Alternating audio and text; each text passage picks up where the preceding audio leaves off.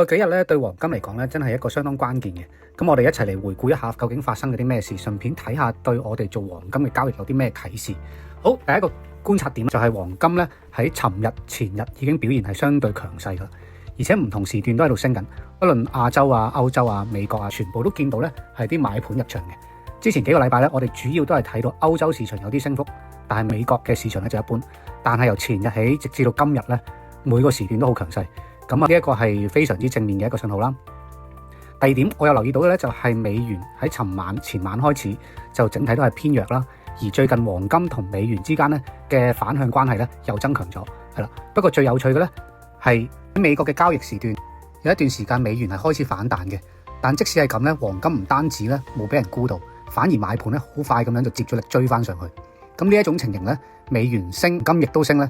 根據過去1年半嘅經驗咧，通常代表黃金咧就進入一個非常強勁強勢嘅階段。咁第三點啦，就係我留意到喺美國期貨市場入邊咧，黃金咧曾經咧出現咗一筆唔少嘅賣盤，係啦，但係好快咧就俾市場完全吸收晒，買盤即刻入場接貨，推翻高個價位，證明咗市場入邊嘅買家依然係非常之積極，對黃金係好有信心嘅。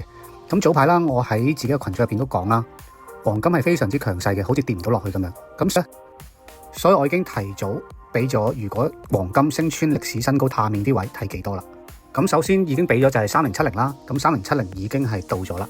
咁下一個位就係3100啦，而基本上咧應該就會好快會到噶啦。咁所以咧我會繼續調高個目標價嘅。咁我會到時再喺我嘅群組入邊再分享之後嘅位去睇邊度。咁中線嘅走勢咧，我依然係睇好嘅。